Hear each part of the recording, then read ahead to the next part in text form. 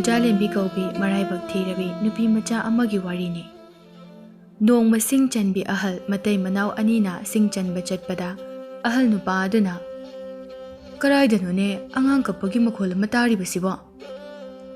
"ꯍꯣꯏꯅꯦ, ꯑꯩꯁꯨ ꯇꯥꯏꯅꯦ. ꯃꯤꯁꯨ ꯀꯅꯥꯝꯇ ꯂꯩꯕ ꯎꯗꯦ. ꯂꯥꯏ ꯑꯣꯏꯔꯝꯗꯅꯕ." "ꯑꯩꯁꯨ ꯈꯜꯂꯤꯕꯅꯤ. ꯌꯨꯝꯗ ꯍꯜꯂꯁꯤꯔ ꯅꯨꯄꯤ? ꯁꯤꯡꯗꯤ ꯆꯟꯕ ꯍꯧꯕꯗ ꯉꯥꯏꯔꯤ." "ꯌꯥꯝ ꯀꯟꯅ ꯀꯞꯄꯤꯅꯦꯍꯦ. ꯏꯆꯥꯒ ꯄꯣꯛꯆꯗꯕꯅꯤꯅ ꯂꯥꯏꯅ ꯏꯕꯥꯅꯤꯒꯤ ꯅꯆꯥ ꯑꯣꯏꯖꯔꯨꯔꯣ ꯍꯥꯏꯗꯨꯅ ꯄꯤꯔꯛꯂꯤꯕ ꯖꯥꯠꯂꯥ? ꯑꯃꯨꯛꯇꯕꯨ ꯌꯦꯡꯂꯨꯁꯤꯔ ꯅꯨꯄꯥ?" "ꯑꯥꯗꯒꯤ ꯑꯁꯣꯡꯕ ꯃꯣꯡꯁꯣꯡ ꯑꯃ ꯂꯩꯔꯤꯕꯁꯦ ꯑꯁꯤꯗ ꯃꯥꯜꯂꯦ. ꯑꯃꯨꯛꯇ ꯌꯦꯡꯂꯨꯁꯤ." "ꯑꯉꯥꯡ ꯑꯣꯏꯔꯝꯗꯗꯅ ꯂꯤꯟꯅ ꯈꯣꯡꯕ ꯑꯣꯏꯔꯝꯃꯗꯤ ꯀꯃꯥꯏꯅ ꯇꯧꯅꯤ?" "ꯍꯩ, ꯂꯤꯟꯅꯕꯨ ꯑꯉꯥꯡ ꯀꯞꯄꯗꯧꯅ ꯈꯣꯡꯅꯕ꯭ꯔꯅꯦꯍꯦ ꯅꯨꯄꯤ ꯅꯪꯕꯣ?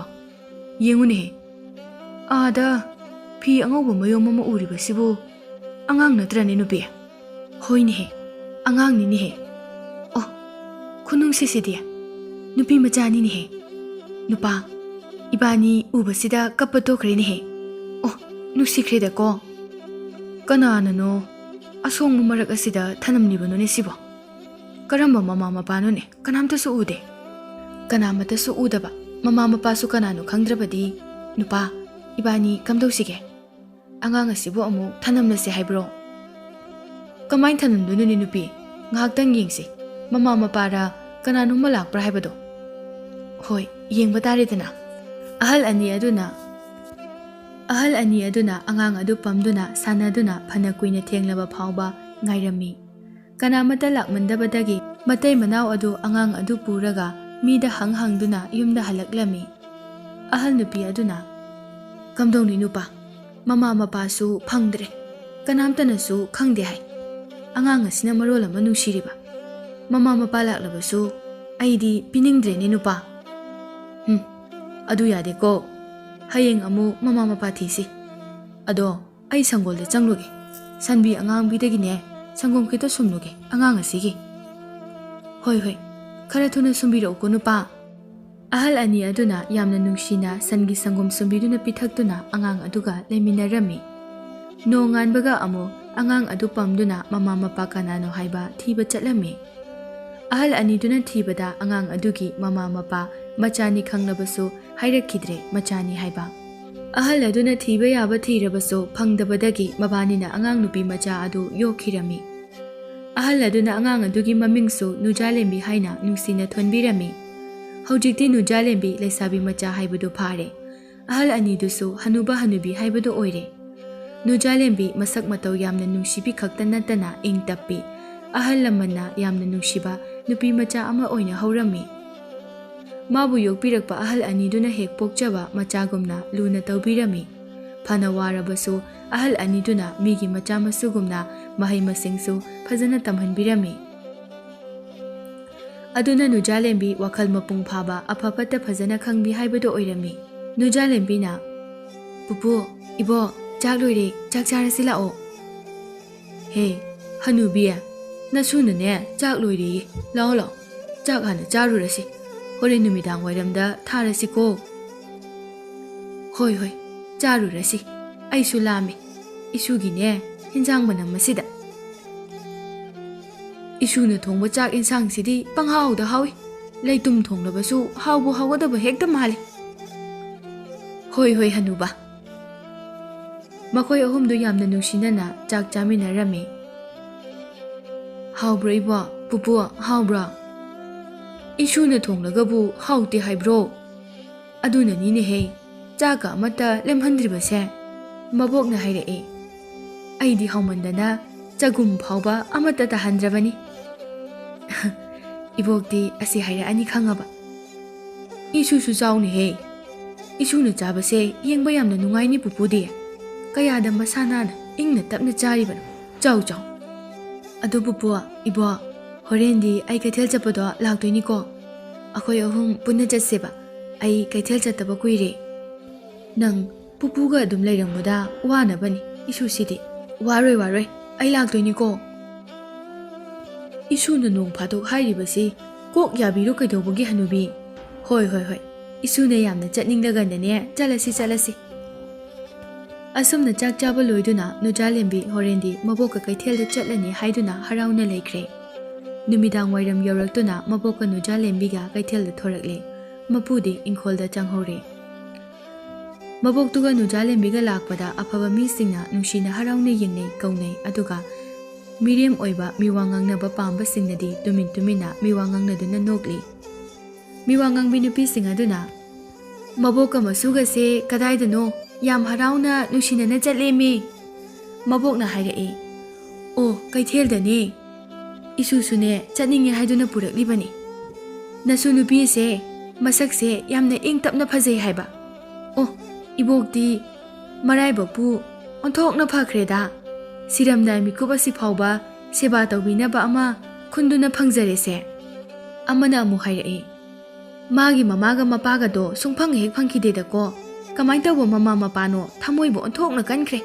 ꯖꯨꯠ ꯆꯥꯕ ꯃꯃꯥ ꯃꯄꯥꯗꯤ ꯑꯣꯏꯔꯝꯃꯣꯏ꯫ ꯏꯁꯨ ꯅꯨꯄꯤ ꯌꯨꯝꯗ ꯍꯜꯂꯁꯤꯗ, ꯏꯕꯣꯛ ꯍꯌꯦꯡ ꯑꯣꯏꯅ ꯂꯥꯛꯂꯁꯤ ꯑꯌꯨꯛ ꯑꯉꯟꯕꯗ꯫ ꯌꯧꯗꯣꯔꯁꯤꯗ ꯏꯕꯣꯛ, ꯂꯥꯛꯏꯉꯩꯁꯤꯗ ꯌꯧꯁꯤꯜꯂꯨꯔꯁꯦ, ꯃꯣꯏꯅ ꯉꯥꯡꯕꯁꯦ ꯇꯥꯔꯨꯅꯨ, ꯂꯥꯛꯑꯣ ꯏꯕꯣꯛ꯫ ꯍꯣꯏ ꯍꯣꯏ, ꯏꯁꯨꯁꯨ ꯃꯣꯏꯅ ꯍꯥꯏꯕ ꯇꯥꯔꯨꯅꯨ꯫ ꯁꯤꯒꯨꯝꯕꯁꯦ ꯇꯣꯏꯅ ꯑꯗꯨꯝ ꯊꯣꯔꯛꯂꯕꯅꯤꯅ ꯑꯐꯕ ꯃꯤꯁꯤꯡꯅꯗꯤ ꯐꯅ ꯅꯨꯡꯁꯤꯅ ꯑꯗꯨꯝ ꯇꯧꯔꯝꯃꯤ꯫ ꯑꯁꯨꯝꯅ ꯅꯣꯡꯃꯁꯨ ꯃꯄꯨꯒ ꯑꯣꯏꯅ ꯀꯩꯊꯦꯜꯗ ꯂꯥꯛꯄꯗ ꯍꯧꯖꯤꯛꯀꯤ ꯅꯨꯄꯤ ꯃꯤꯔꯦꯝꯁꯤꯡ ꯑꯗꯨ ꯊꯦꯡꯅꯩ꯫ ꯂꯝꯕꯤꯒꯤ ꯃꯇꯥꯏ ꯑꯃꯗ ꯈꯨꯠꯇ ꯄꯣꯠꯆꯩ ꯈꯔ ꯄꯥꯏꯗꯨꯅ ꯋꯥꯊꯤ ꯉꯥꯡꯅꯔꯤ꯫ ꯉꯁꯤꯗꯤ ꯃꯄꯨꯒ ꯑꯣꯏꯅ ꯂꯥꯛꯑꯦꯅꯦꯍꯦ, ꯏꯕꯦꯝꯃꯁꯤꯗꯤ ꯍꯅꯨꯕ ꯍꯅꯨꯕꯤ ꯁꯦꯟꯅꯅꯕ ꯃꯆꯥ ꯅꯨꯡꯁꯤꯕ ꯈꯪꯗꯕ ꯃꯤꯅ ꯊꯝꯕꯤꯔꯝꯕꯒ ꯆꯞ ꯍꯦꯛ ꯃꯥꯟꯅꯩꯗꯀꯣ꯫ ꯑꯃꯅ ꯑꯃꯨꯛ ꯍꯥꯏꯔꯛꯏ, ꯃꯄꯥ ꯀꯅꯥꯅꯣ ꯈꯪꯗꯕ ꯅꯨꯄꯤꯅ ꯄꯣꯛꯄ ꯃꯆꯥꯔꯁꯨ ꯈꯪꯄꯣꯠꯇꯦꯗ꯫ ꯃꯄꯨꯅ ꯍꯥꯏꯔꯛꯏ, ꯍꯩ ꯃꯤꯔꯦꯝꯁꯥ, ꯅꯌꯥ ꯑꯗꯨꯗ ꯆꯩꯁꯨ ꯑꯁꯤꯅ ꯅꯝꯁꯤꯜꯂꯛꯎꯔꯥ ꯍꯥ? ꯅꯣꯏꯒꯤ ꯅꯨꯄꯥꯗꯨꯅ ꯃꯤꯒꯤ ꯃꯧ ꯂꯨꯝꯗꯨꯅ ꯂꯩꯔꯤ, ꯅꯣꯏꯅ ꯁꯤꯗ ꯃꯤ ꯋꯥ ꯉꯥꯡꯅꯗꯨꯅ ꯂꯩꯔꯤ, ꯅꯣꯏꯒꯤ ꯅꯆꯥ ꯅꯋꯥꯁꯤꯡꯗꯨ ꯁꯦꯟꯅꯔꯨꯒꯦꯗꯤ ꯂꯩꯇꯦꯅꯦ꯫ ꯅꯨꯄꯤ ꯈꯩ ꯑꯗꯨꯅ, ꯍꯦꯔꯥ ꯑꯍꯜ, ꯑꯗꯨꯃꯥꯏꯅ ꯀꯗꯤ ꯍꯥꯏꯔꯛꯀꯅꯨ, ꯑꯍꯜꯅꯤ ꯀꯥꯏꯅ ꯌꯦꯡꯂꯛꯑꯣꯏ꯫ ꯀꯔꯤꯅꯣ, ꯀꯩꯗꯧꯒꯦ ꯍꯥꯏꯕꯅꯣ ꯃꯤꯔꯦꯝꯁꯥ, ꯆꯩꯁꯨ ꯑꯁꯤꯅ ꯀꯟꯁꯤꯜꯂꯛꯎꯔꯥ? ꯄꯨꯄꯨ ꯌꯥꯔꯦꯁꯦ, ꯇꯣꯛꯑꯣꯕ꯫ ꯅꯨꯄꯤꯁꯤꯡꯗꯨ ꯃꯄꯨꯗꯨꯅ ꯐꯨꯒꯦ ꯇꯧꯕꯗꯒꯤ ꯆꯦꯟꯅꯈ꯭ꯔꯦ꯫ ꯃꯄꯨ ꯃꯁꯨ ꯀꯩꯊꯦꯜ ꯀꯥꯔꯨꯔꯒ ꯍꯜꯂꯛꯂꯦ꯫ ꯅꯨꯖꯥꯂꯦꯝꯕꯤ ꯃꯊꯟꯇ ꯇꯨꯃꯤꯟ ꯇꯨꯃꯤꯟꯅ ꯀꯞꯆꯩ꯫ ꯃꯕꯣꯛ ꯃꯄꯨꯒꯤ ꯃꯃꯥꯡꯗꯗꯤ ꯅꯣꯛꯇꯨꯅꯇ ꯂꯩ꯫ ꯅꯣꯡꯃꯗꯤ ꯅꯨꯖꯥꯂꯦꯝꯕꯤꯅ ꯄꯨꯈ꯭ꯔꯤꯗ ꯏꯁꯤꯡ ꯁꯣꯛꯂꯤꯉꯩꯗ ꯊꯣꯡꯒꯥꯜꯗ ꯑꯔꯥꯝ ꯈꯧꯔꯥꯡꯕꯅ ꯉꯥꯎꯔꯕ ꯅꯨꯄꯥ ꯅꯍꯥ ꯑꯃ ꯆꯪꯂꯛꯂꯝꯃꯤ꯫ ꯐꯤꯚꯝ ꯑꯗꯨꯁꯨ ꯌꯥꯝꯅ ꯀꯥꯏꯈꯤ, ꯑꯋꯥꯕ ꯑꯃꯒꯤ ꯐꯤꯚꯝꯗ꯫ ꯃꯄꯨꯒ ꯃꯕꯣꯛꯀꯁꯨ ꯃꯁꯨ ꯅꯨꯖꯥꯂꯦꯝꯕꯤꯒꯤ ꯈꯟꯕꯗ ꯌꯥꯝꯅ ꯋꯥꯖꯩ꯫ ꯃꯤꯅ ꯃꯁꯨꯒꯤ ꯃꯔꯝꯗ ꯉꯥꯡꯅꯔꯤꯕꯁꯤꯡ ꯑꯗꯨ ꯃꯕꯥꯅꯤꯅ ꯍꯌꯦꯡ ꯁꯤꯈꯤ ꯅꯥꯈꯤꯕ ꯊꯣꯛꯂꯕꯁꯨ ꯅꯨꯖꯥꯂꯦꯝꯕꯤꯅ ꯃꯤꯅꯣꯛ ꯃꯩꯁꯥ ꯃꯔꯛ ꯑꯁꯤꯗ ꯀꯔꯝꯅ ꯂꯩꯍꯧꯒꯅꯤ ꯈꯜꯂꯨꯕꯗ ꯌꯥꯝꯅ ꯋꯥꯔꯝꯃꯤ꯫ ꯃꯕꯣꯛꯀ ꯃꯄꯨꯒꯅ ꯏꯪꯈꯣꯜꯗ ꯏꯁꯤꯡ ꯆꯥꯏꯔꯤꯉꯩꯗ ꯁꯒꯣꯜ ꯇꯣꯡꯕ ꯂꯥꯟꯃꯤ ꯈꯔ ꯂꯥꯛꯂꯝꯃꯤ, ꯑꯗꯨꯒ ꯃꯤ ꯑꯃ ꯊꯤꯕꯒꯨꯝꯅ ꯀꯣꯏꯊꯤ ꯊꯤꯔꯝꯂꯒ ꯆꯠꯈ꯭ꯔꯦ꯫ ꯃꯕꯣꯛꯅ, ꯂꯥꯟꯃꯤꯁꯤꯡꯗꯨꯕꯨ ꯀꯔꯤ ꯊꯤꯔꯤꯅꯣꯅꯦ? ꯑꯩꯈꯣꯏꯒꯤ ꯈꯨꯜꯁꯤꯗ ꯐꯠꯇꯕ ꯃꯤꯒ ꯆꯦꯟꯁꯤꯜꯂꯛꯄ ꯌꯥꯎꯔꯕ ꯖꯥꯠꯂꯥ? ꯑꯗꯨꯅꯤꯅꯦꯍꯦ ꯑꯩꯅ ꯈꯜꯂꯤꯕꯁꯤꯁꯨ, ꯂꯥꯟꯃꯤꯕꯨ ꯐꯅ ꯌꯥꯝꯃꯤꯅꯦꯍꯦ꯫ ꯀꯤꯔꯦꯗ ꯑꯣꯟꯊꯣꯛꯅ, ꯏꯁꯨ ꯅꯨꯄꯤꯒ ꯑꯃꯨꯛ ꯐꯥꯔꯒ ꯄꯨꯈꯤꯗꯅꯀꯣ꯫ ꯏꯁꯨ ꯅꯨꯄꯤꯗꯤ ꯀꯔꯤꯒꯤ ꯐꯥꯗꯣꯏꯅꯣꯅꯦꯍꯦ ꯍꯅꯨꯕꯤ? ꯏꯁꯨꯅ ꯀꯔꯤ ꯀꯥꯏꯔꯗꯅ, ꯀꯅꯥꯗ ꯂꯥꯜꯂꯗꯅ? ꯂꯥꯟꯗꯕꯒꯤꯅꯦ ꯐꯥꯗꯣꯏꯁꯦ꯫ ꯏꯁꯨ ꯑꯁꯦ ꯃꯣꯏꯅ ꯍꯦꯛ ꯎꯈꯤꯕ ꯊꯣꯛꯂꯕꯗꯤꯅꯦ, ꯃꯇꯨ ꯑꯣꯏꯒꯦ ꯍꯥꯏꯗꯅ ꯍꯦꯛꯇ ꯐꯥꯔꯒ ꯄꯨꯈꯤꯗꯣꯏꯅꯤ꯫ ꯐꯥꯔꯨ ꯂꯥꯛꯑꯣꯌꯨ, ꯆꯩꯁꯨ ꯑꯁꯤꯅ ꯇꯥꯟꯅ ꯇꯥꯟꯅꯗꯨꯅ ꯀꯟꯒꯦ, ꯅꯤꯡꯊꯧ ꯑꯣꯏꯒꯦꯔꯥ ꯂꯥꯏ ꯑꯣꯏꯒꯦꯔꯥ, ꯃꯄꯨ ꯑꯣꯏ ꯂꯩꯔꯤꯉꯩꯗ ꯐꯥꯔꯨ ꯂꯥꯎ ꯍꯥꯏꯌꯨ꯫ ꯃꯌꯥ ꯐꯥꯎꯕ ꯏꯟꯊꯤ ꯅꯨꯡꯉꯥꯏꯅ ꯍꯧꯗ꯭ꯔꯕ ꯃꯥꯅ ꯀꯩꯗꯧꯅꯒ ꯃꯁꯣꯡ ꯐꯜꯂꯤꯌꯦ? ꯍꯩ, ꯅꯪꯉꯣꯟꯗꯒꯤ ꯍꯥꯟꯅ ꯐꯨꯔꯛꯀꯅꯤꯀꯣ ꯉꯁꯤ꯫ ꯏꯕꯣ, ꯄꯨꯄꯨ, ꯀꯩꯒꯤ ꯈꯠꯅꯩꯅꯣ? ꯈꯠꯅꯔꯒ ꯄꯣꯠ ꯊꯥꯕ ꯏꯁꯤꯡ ꯆꯥꯏꯔꯗꯤ ꯍꯌꯦꯡ ꯃꯍꯩ ꯃꯔꯣꯡ ꯄꯥꯜꯂꯛꯄꯗꯅꯦ ꯃꯁꯤꯡ ꯉꯥꯛꯇ ꯉꯥꯏꯔꯅꯤꯌꯦ, ꯁꯥꯏꯕꯒ ꯑꯝꯇ ꯉꯝꯃꯔꯣꯏꯌꯦ꯫ ꯏꯁꯨꯅ ꯍꯥꯏꯔꯤꯁꯦ ꯆꯨꯝꯃꯤ, ꯈꯠꯅꯔꯒ ꯏꯁꯤꯡ ꯆꯥꯏꯕ ꯄꯣꯠ ꯊꯥꯕ ꯍꯧꯅꯗꯦ, ꯍꯌꯦꯡ ꯆꯥꯕ ꯑꯃꯠꯇ ꯌꯥꯔꯔꯣꯏ꯫ ꯑꯁꯨꯝꯅ ꯃꯕꯣꯛꯀ ꯃꯄꯨꯒꯗꯣ ꯏꯪꯈꯣꯜꯗ ꯏꯁꯤꯡ ꯆꯥꯏꯕ ꯂꯣꯏꯗꯨꯅ ꯀꯥꯔꯛꯂꯦ꯫ ꯅꯨꯖꯥꯂꯦꯝꯕꯤꯅ ꯆꯥꯛ ꯊꯣꯡꯅꯕ ꯇꯧꯈ꯭ꯔꯦ, ꯏꯃꯨꯡ ꯋꯥꯏꯔꯝ ꯂꯣꯏꯁꯤꯟꯗꯨꯅ꯫ ꯃꯕꯣꯛ ꯃꯄꯨꯗꯨ ꯐꯨꯡꯒꯥꯗ ꯃꯩ ꯇꯤꯛꯂꯤꯉꯩꯗ ꯅꯨꯖꯥꯂꯦꯝꯕꯤꯅ ꯆꯥꯛ ꯊꯣꯡꯕ ꯂꯣꯏꯔꯝꯗꯥꯏ ꯃꯄꯥꯟꯗ ꯊꯣꯡ ꯊꯤꯜꯂꯛꯄꯒꯨꯝ ꯇꯧꯏ꯫ ꯄꯨꯄꯨ, ꯏꯕꯣ, ꯃꯄꯥꯟꯗ ꯃꯤ ꯂꯥꯛꯄ ꯃꯥꯜꯂꯦ꯫ Mapandabу kananone kaubu kamata takideda.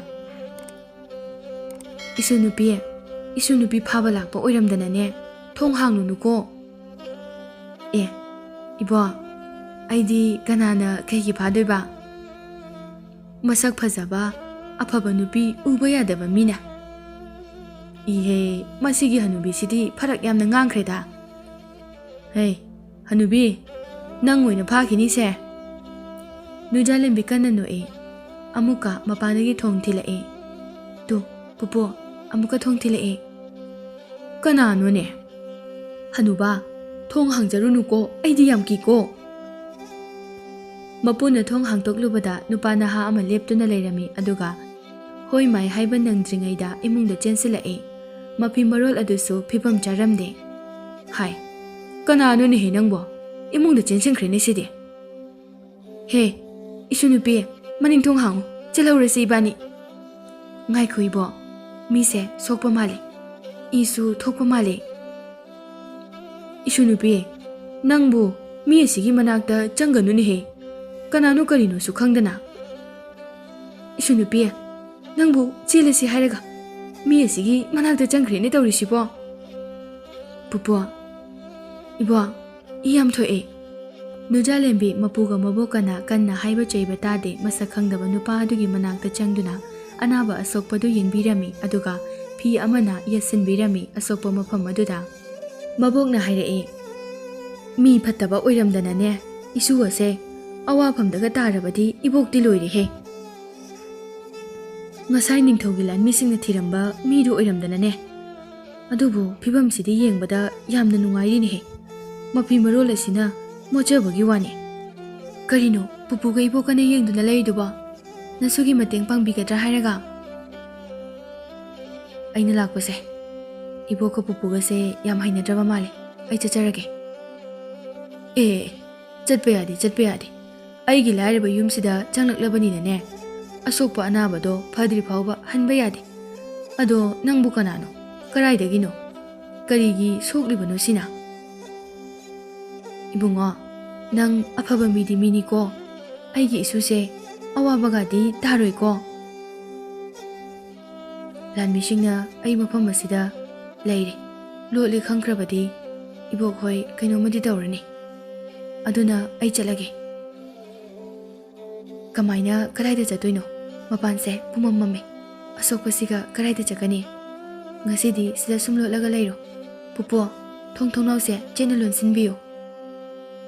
Karino ni tawgadoribasibo? Kanano karino su khangde? Mapuna thongnaudu chena lonsilami mabok kibana loire. Nupana hado phunga manak aduda ahal ani duga potha hali. Nujalembi chak thongli. Pupuga ibogase yam kikhraba male. Kidadi kaino ne he nangdi kanano karino su haide. Isu nupi ase awafamda tagadra khalubada sorga se holibra hondabra khangdre. Pupu, aigi ming lamyan makawe. Aise khara ngaushine. Aigi imaga ipagagi machase ai thandani. Aduna aise aigi imaga ipagana mapan sungto e thondaba question senaraga adum thamba. Adudai I karaktana tumina lolaga chelakpani. Ngasai lanmi mayam ama laklamibaduna karige. Adudi aina moigi sagol huralaga purubai tanarakpani. Madugi chembadani aina soklise. Hai, karigi nangdi ningthaugi lanmising adugi sagol adu huraluriba. Ha, yamna haraunaga pawga tamini he. Nujalembi nokli moigi warisingdo taraga. Mapuga mabokana Nujalembigi moigi wari tamli lirame. Lamyanba Nujalembi de yengi. Mabokna Aikhoigi warisi tarira tadrira su khangdese. I karaktana anabasida maitan angangbasi hek namsinba. Lamyanbana insang manamsidi nungsihe chakulameda. Hai gumadana masi nupa macha si mathong kaya charamoida. Aina liriba wari kasi mangondadi karimata khanba nate ne he. Pupua pupugi sunupi se Nujalembi haiba natro. Nujalembi chak loirbo loiredi charase. Mama yasi yam thaini sigi nupa macha sidi. ꯃꯥꯒꯤ ꯃꯌꯨꯝꯕꯨ ꯃꯥꯟꯁꯤꯜꯂꯛꯏꯅꯦꯍꯦ ꯊꯤꯔꯛꯑꯒꯦ ꯀꯩ ꯏꯟꯖꯥꯡꯅꯣ ꯃꯅꯝ ꯑꯗꯨꯛ ꯌꯥꯝ ꯅꯨꯡꯁꯤꯔꯤꯗꯨꯕꯣ ꯃꯕꯣꯛꯅ ꯍꯥꯏꯔꯛꯏ ꯂꯧꯕꯨꯛꯇꯒꯤ ꯑꯍꯧꯕ ꯈꯔ ꯍꯦꯛꯂꯒꯅꯦ ꯃꯌꯥꯟ ꯊꯣꯡꯕꯅꯤꯗ ꯑꯍꯥꯎꯕ ꯏꯟꯁꯥꯡ ꯅꯠꯇꯦ ꯉꯥ ꯃꯇꯠ ꯈꯔꯕꯨꯗꯤ ꯍꯥꯞꯂꯝꯒꯅꯤ ꯀꯥꯡꯁꯣꯏꯅꯦ ꯑꯕꯣꯛꯀ ꯄꯨꯄꯨꯒꯅ ꯂꯧꯕꯨꯛꯇꯒꯤ ꯍꯦꯛꯂꯛꯄ ꯃꯅꯥ ꯃꯁꯤꯡꯁꯤꯡꯗꯨꯅ ꯊꯣꯡꯕꯅꯦ ꯍꯥꯎꯒꯗ꯭ꯔꯗꯤ ꯈꯪꯗꯦ ꯍꯥꯎꯅꯤꯌꯦ ꯃꯅꯝꯁꯦ ꯌꯥꯗꯦ ꯊꯤꯔꯛꯑꯣ ꯑꯩ ꯆꯥꯔꯒꯦ ꯑꯦ ꯍꯧꯒꯠꯈ꯭ꯔꯦꯅꯦꯍꯦ ꯀꯌꯥꯗꯤ ꯏꯀꯥꯏꯕ ꯈꯪꯗ꯭ꯔꯤꯕꯅꯣ ꯃꯁꯤ ꯁꯥꯎꯔꯛꯇꯅ ꯂꯥꯟꯃꯤꯁꯤꯡ ꯑꯗꯨꯗ ꯍꯥꯏꯗꯣꯛꯎꯅꯤꯀꯣ ꯅꯨꯖꯥꯂꯦꯝꯕꯤꯅ ꯆꯥꯛ ꯊꯤꯕ ꯂꯣꯏꯗꯨꯅ ꯃꯕꯣꯛ ꯃꯄꯨꯒ ꯄꯨꯟꯅ ꯆꯥꯛ ꯆꯥꯔꯝꯃꯤ ꯂꯝꯌꯥꯟꯕꯗꯤ ꯌꯥꯝꯅ ꯍꯥꯎꯅ ꯆꯥꯔꯝꯃꯤ ꯑꯍꯜ ꯑꯅꯤ ꯑꯗꯨꯗꯤ ꯁꯥꯎꯅꯤꯡꯕꯅ ꯂꯣꯏꯔꯦ ꯃꯁꯨ ꯆꯥꯕ ꯐꯪꯍꯧꯔꯔꯣꯏ ꯈꯟꯗꯨꯅ ꯑꯁ ꯍꯥꯎꯏꯍꯦ ꯁꯤ ꯏꯟꯖꯥꯡꯁꯤꯗꯤ ꯏꯃꯥꯅ ꯄꯣꯛꯄꯗꯤ ꯆꯥꯖꯗ꯭ꯔꯤ ꯆꯥꯛ ꯏꯟꯁꯥꯡ ꯂꯩꯇ꯭ꯔꯕꯣ ꯅꯨꯖꯥꯂꯦꯝꯕꯤ ꯂꯩꯇ꯭ꯔꯦ ꯈꯤꯇꯪꯅꯤ ꯊꯣꯡꯉꯤꯗꯣ ꯑꯗꯨꯗꯤ ꯏꯕꯣꯛꯇꯒꯤꯒ ꯄꯨꯄꯨꯗꯒꯤꯒ ꯈꯔ ꯂꯧꯔꯒꯦꯀꯣ ꯑꯦ ꯑꯩꯈꯣꯏꯗꯒꯤ ꯆꯥꯛ ꯂꯧꯈ꯭ꯔꯦꯅꯦꯍꯦ ꯄꯨꯄꯨ ꯏꯕꯣꯛ ꯆꯥꯛ ꯂꯩꯔꯤꯌꯦ ꯏꯁꯨ ꯍꯥꯟꯅ ꯄꯨꯛ ꯊꯟꯅꯅꯕ ꯆꯥꯎ ꯅꯠꯇ꯭ꯔꯕꯗꯤꯅꯦ ꯃꯥꯅ ꯂꯣꯏꯅ ꯆꯥꯈ꯭ꯔꯅꯤ ꯀꯌꯥꯗ ꯍꯥꯎꯅ ꯆꯥꯔꯤꯅꯣꯅꯦꯍꯦ ꯃꯁꯤ ꯅꯨꯄꯥꯁꯤꯕꯣ ꯆꯥꯛꯀ ꯆꯥꯔꯛꯇꯕ ꯆꯍꯤ ꯑꯃꯒ ꯍꯦꯜꯂꯕ ꯖꯥꯠꯂꯥ ꯑꯅꯥꯕꯁꯤꯗ ꯇꯥꯞ ꯂꯥꯎꯅ ꯍꯦꯛ ꯑꯌꯣ ꯏꯕꯣ ꯀꯩꯅꯣ ꯑꯅꯥꯕꯗ ꯃꯤꯁꯤ ꯂꯩꯗꯨꯕꯣ ꯁꯣꯏꯈꯤꯕꯅꯤ ꯕꯨꯡꯉꯣ ꯍꯧꯒꯠꯀꯦ ꯇꯧꯕꯗ ꯆꯥꯎ ꯍꯥꯎꯕꯅꯤ ꯆꯥꯛ ꯆꯥꯕ ꯇꯣꯛꯅꯗꯨꯅ ꯅꯨꯖꯥꯂꯦꯝꯕꯤ ꯀꯣꯜꯂꯤꯛ ꯂꯣꯏꯁꯤꯜꯂꯤ ꯂꯝꯌꯥꯟꯕ ꯅꯨꯖꯥꯂꯦꯝꯕꯤꯒꯤ ꯆꯝꯖꯕ ꯏꯪ ꯇꯞꯅ ꯅꯣꯛꯀꯟꯕ ꯃꯇꯧ ꯑꯗꯨꯗ ꯅꯨꯡꯁꯤꯕꯒꯨꯝꯅ ꯌꯦꯡꯂꯤ ꯃꯕꯣꯛꯇꯤ ꯁꯥꯎꯅꯤꯡꯕꯅ ꯃꯩ ꯍꯧꯔꯦ ꯃꯄꯨꯗꯤ ꯃꯁꯨ ꯅꯨꯄꯤꯕꯨ ꯑꯗꯨꯝ ꯁꯦꯟꯅꯗꯨꯅ ꯂꯩꯈ꯭ꯔꯦ ꯃꯕꯣꯛꯀ ꯃꯄꯨꯒꯁꯤꯅ ꯃꯁꯨ ꯑꯁꯦ ꯑꯩꯅ ꯐꯥꯔꯒ ꯄꯨꯈꯤꯗꯧꯁꯤ ꯃꯉꯥꯏꯔꯦꯅꯦ ꯀꯣꯏꯁꯦꯟ ꯁꯦꯟꯅꯔꯒ ꯂꯩꯔꯤꯁꯦ ꯑꯩꯁꯤꯕꯨ ꯌꯥꯝ ꯐꯠꯇꯕ ꯃꯤꯒ ꯃꯥꯟꯅ ꯆꯠꯂꯣ ꯈꯔ ꯀꯣꯏꯕ ꯂꯥꯡꯕ ꯄꯥꯝꯖꯕꯒꯤ ꯋꯥꯅꯤ ꯌꯥꯝ ꯐꯠꯇꯕ ꯅꯨꯄꯤ ꯑꯉꯥꯡꯗꯗꯤ ꯆꯣꯞꯇꯦꯍꯦ ꯏꯁꯨ ꯅꯨꯄꯤ ꯑꯁꯤꯗ ꯌꯦꯡꯂꯒ ꯃꯨꯔꯨꯝ ꯁꯣꯜꯂꯒ ꯅꯣꯛꯂꯤꯕꯁꯤꯕꯣ ꯆꯩꯇꯨꯞ ꯑꯃ ꯏꯅꯥꯛꯇ ꯊꯝꯗꯕ ꯌꯥꯗ꯭ꯔꯦ ꯁꯤꯗꯤ ꯏꯁꯨ ꯅꯨꯄꯤꯁꯤꯗꯤ ꯃꯕꯨꯛ ꯃꯄꯥꯎ ꯐꯕꯅꯤꯅ ꯑꯐꯕ ꯐꯠꯇꯕ ꯆꯞ ꯃꯥꯟꯅꯅ ꯎꯕꯅꯦꯕ ꯏꯕꯣꯛꯁꯤ ꯆꯩꯇꯨꯞ ꯑꯃ ꯐꯤ ꯃꯔꯝꯗ ꯂꯣꯏꯁꯤꯟꯈ꯭ꯔꯁꯤꯕꯣ ꯏꯕꯣꯛꯀꯤꯗꯣ ꯃꯩ ꯊꯥꯅꯕꯔꯣ ꯄꯤꯔꯣꯁꯦ ꯃꯩ ꯀꯟꯅ ꯊꯥꯁꯤꯁꯦ ꯏꯪꯕꯅ ꯌꯥꯗ꯭ꯔꯦ ꯅꯠꯇꯦꯅꯦꯍꯦ ꯃꯨꯟꯒꯅꯨꯅꯦꯍꯦ ꯁꯤꯗꯤ ꯑꯩꯒꯤ ꯊꯕꯛ ꯑꯃꯒꯤꯅꯤꯅꯦ ꯅꯪꯕꯣ ꯏꯪꯉꯦ ꯍꯥꯏꯕ ꯆꯩꯇꯨꯞꯁꯤꯕꯨ ꯀꯩ ꯊꯕꯛ ꯇꯧꯒꯦ ꯍꯥꯏꯅꯣ ꯁꯦ ꯀꯥꯟꯅꯗꯦꯁꯦ ꯍꯅꯨꯔꯀꯥꯟꯗꯨꯗ ꯄꯨꯄꯨ ꯌꯦꯡꯉꯣꯇꯣ ꯂꯝꯌꯥꯟꯕꯒ ꯑꯕꯣꯛꯀ ꯆꯩꯃꯨꯟꯅꯔꯤꯁꯦ ꯃꯁꯤꯒꯤ ꯅꯨꯄꯥ ꯃꯆꯥ ꯑꯁꯤ ꯃꯥꯒꯤ ꯏꯃꯨꯡꯗꯣ ꯉꯥꯏꯔꯦ ꯃꯕꯣꯛꯀ ꯃꯁꯨꯒ ꯑꯣꯏꯅꯕ ꯂꯥꯛꯅꯕꯗꯨ ꯉꯥꯏꯔꯦ ꯇꯧꯔꯤꯁꯦ ꯑꯐꯕ ꯃꯤꯁꯨ ꯃꯥꯜꯂꯤ ꯐꯠꯇꯕ ꯃꯤꯁꯨ ꯃꯥꯜꯂꯤ ꯑꯗꯣ ꯏꯁꯨ ꯅꯨꯄꯤ ꯅꯪꯗꯤ ꯃꯥꯒꯤ ꯃꯅꯥꯛꯇ ꯂꯩꯒꯅꯨ ꯋꯥꯔꯤ ꯁꯥꯟꯅꯒꯅꯨꯀꯣ ꯅꯪ ꯇꯨꯝꯖꯔꯨꯔꯣ ꯑꯗꯣ ꯄꯨꯄꯨ ꯂꯝꯌꯥꯟꯕꯁꯦ ꯏꯪꯂꯝꯗꯧ ꯃꯥꯜꯂꯤ ꯄꯨꯄꯨꯒꯤ ꯐꯤꯔꯣꯜ ꯂꯩꯔꯗꯤ ꯄꯤꯕꯤꯌꯣ ꯍꯣꯏ ꯄꯤꯒꯦ ꯑꯩꯅ ꯅꯍꯥ ꯑꯣꯏꯔꯤꯉꯩꯒꯤ ꯌꯥꯝꯅ ꯂꯩꯕꯅꯤ ꯅꯕꯣꯛꯅ ꯅꯨꯡꯁꯤ ꯍꯥꯏꯗꯨꯅ ꯊꯝꯖꯤꯟꯕꯤꯕ इशू पोथारुरो को चंगो चंगो हाना होय पुपु आई करिनो नंगना इशू नुपीदा ताना ताना ने येंगलिबदुबो हा नमितो सुदत्तना को ngasi ko इमुंगसिदा आइने येंगबा यारिबा नुसिबा यारिसे नुजालें बिखक्तनी मसकसु फजै इबोक लौदना नोगलकपदना पुपु मालिबा अदा इंग तपदी इबोकला कनानो मदि लौरी ए इबोक से हरावरी से येंगो चलो हे मसक असिगा नंगना हाइद्रसु इशुदी आइगा या मानैना मपुना हाइरए मालमनी इशुदी आइगा चप माने आइना चिराय तांखिबा खक्तनी इबुंगो लमयानबा सेसे पुपुना नहा ओइरिङैगिनी सी ओइना सेलो फुरितसु यावबनी करिनो मोय मपु मसु असिना याम फगलैसिना काइनु पुपु अहल अदुगी मपि मरोलदो लमयानबना लौदुना सेचिले यामना चानरमने यामनासु फजरमे अहल अनि अदो लमयानबदा येंगलगा थमोइनुंगदा यामना हराउजे अदुबो हराउबदी उट्टे फजब्रैबो पुपु फजब्रा कराइदगिनोदा थिमनख्रे चरुना साबा मीदना हेना फजगनी अदुदे हाइमनद्रैबो नत्रगा पुपुदगी अइने हेना फजमनबगी खमलिबा मालिको नपुदौना फजबदी लेबा असिदा कनामता लैते इनिंग थौ फावबा नपु उबदा कलकलिबनिने हे यारेबो अदु योरदी तानिंग्रे मपुगा नुजालेंबिगा नोकली अहिंग अदो लम्यानबगा मबोका खना खनदना हौखिरमी लम्यानबगी कोइदबा ओइनजबा लक्नबा मतौ अदुना मबोका मसुगदो लम्यानबबु नुसिबा हौरए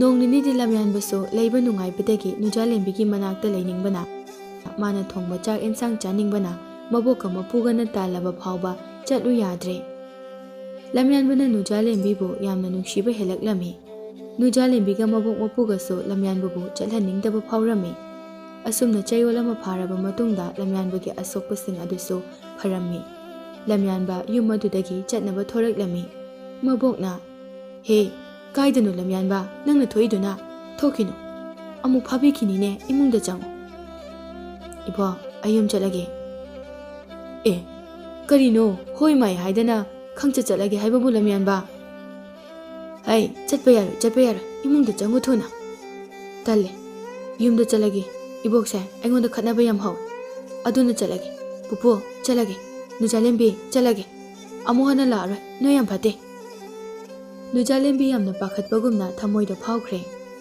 नोकनबा माइथोंग अदो इसु सुगतखिरमी मबोका मपुगसो नुंगाइरक्त्रे लम्यानबसो फना खामलबसु याद्रे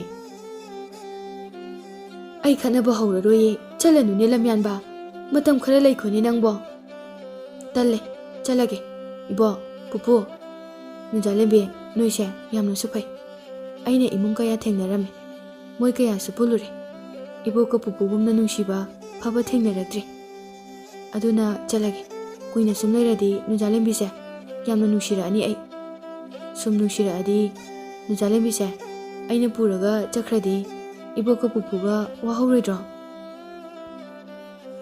अदुदी चख्रो इसु नुपी पुबदी यारो चपिख्रो चले लेबिरोय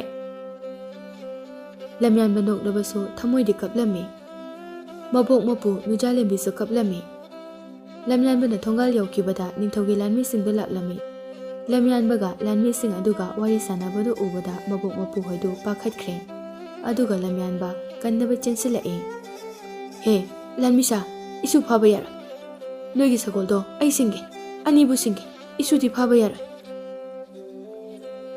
लानमीसा इसुबु फाबिगनो माना लालंबा यावरबसु अंगांगनि खंदुना अमुक्ता ngapiyo सगोलदो आई सिंगजरगे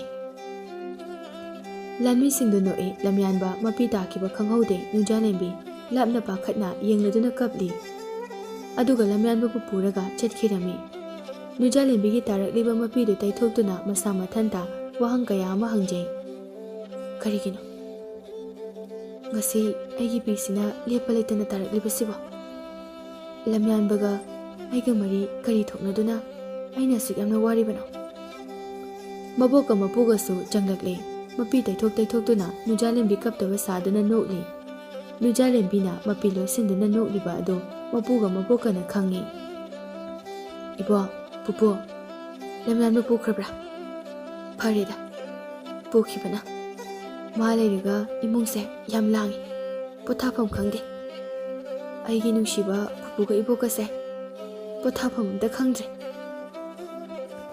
इसु नुपीना हाइरिबसे चुम्मे लम्यानबा लैरगा पुपुगा इबोकसे पोथाबा फंगदे फरे पुखिबसे फत्तबा थबक तौरबदी अवाफमदा अमु ताबा ताबनी आई चाक थोंगनबा इरुलु जरुरगे को पुपु होय होय लम्यानबदुबो सगोल हुरानबगी निंथौना कैसुम संगदा थमलमगद्रने हे माबु फुबीरमगद्रने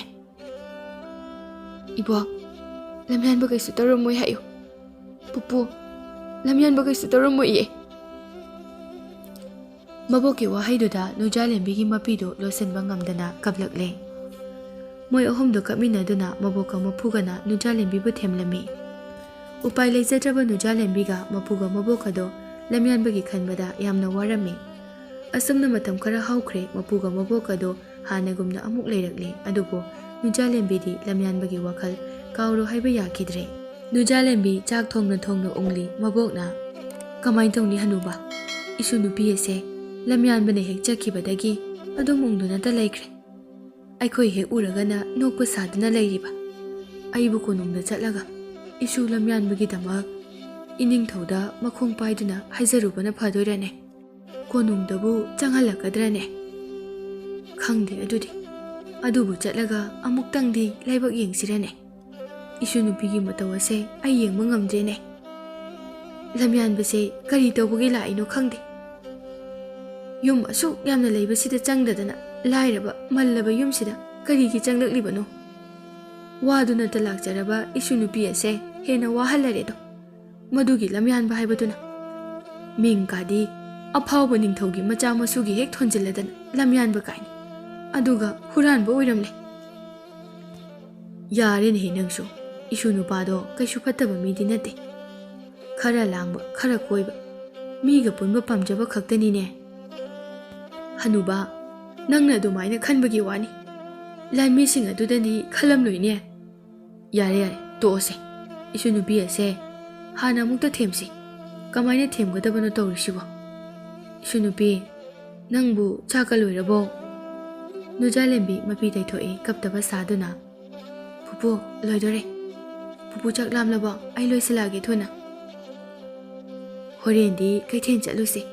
Napune aine isune. Ibo aide laroige. Pupu ka ibo ko oina chaluro. Isu mathanda sida lehoba yaroye. Handak naboka isuga matam khara konunglumda koithoklusira khallibani ne he. Mabokna hairai. Aisu haige tawramlibani. Yumda sum leibase ware. Siramdai sida khara koiraga sibubu pamlabani aidi. Iboka pupuga siba yaroye. Iboka pupuga di aine hingliba makai hingadabane. Asomna mabok mapu masu ahumdu punna kapminaringai thongalomdagi mi makhol ama tai. Leipak adugi Maharaniga ningthauga lae haiduna paujal chenba tarame. Kari mapanda lauriba sibu iningthau lakle haiba. Noi leramuko iningthaugi makhong pairaga lamyanbado thadokpiu haiduna amukta hairuke. Mapu thokpa nangdringaida lanmi mayamga ningthauga Maharaniga changlakle. Moi ahumdu ingak ngakre lamyanba losinduna thambagi phaba laklira haiduna khankre. Lanmi ama changlaktuna mapuga maboka Nujalembiga bo kauthoraklami. Mapu masu moi ahum ningthauga Maharanigada koknona khurumi.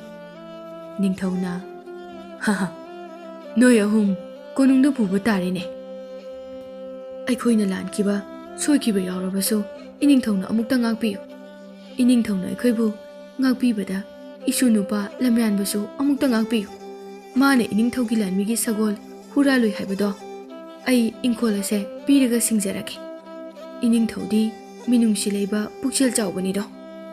Haha sidi konungda pudaba sungyamak yaroidawrine he.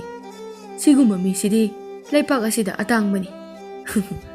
Ahal ani asiga masu nupi asiga konungda punaba taw. Maboka mapugana phana haijarabaso ningthauga Maharanigana noktuna leiduna laikre. Hirada wareda haijamandana. Mina kaplaga hairibasi karino di tade maya higatana le. Hai tapna ngangune he nangbo. Taningbo makai tajasano. Pharaga isu nupa lamyanbaga kaisum sangda punna laiminaruragi. Aduna ne pena khanage. Iningthau aikhoi pharage hairabanina isu nupa lamyanbagi manakta punna thambiyu. Sagolda sukyamna chopa ningthau sibu karamba ningthau oinu khangdene. Ahal ani se samu mathakta nungaina tonghaluhe. Masu nupi Nujalembi asidine imagi nakta purauhe. Ima icha wari sanage. Karino ne ngasigi numit asibo. Phabase sumaina phanabro. Aidi pullaga pudoirabo. Asomna ningthauna moi ahumdu konungda pukre. Nujalembi Maharaniga tongminai. Ahal ani aduna samuda nungaina tonghali. Khulekagi mi singado ingak ngakre. Lekagi mi kharanadi ahal anigi yumda leiramba nupa machado ningthaugi amata pokjaba Rajkumar ne haina wari sana hawi.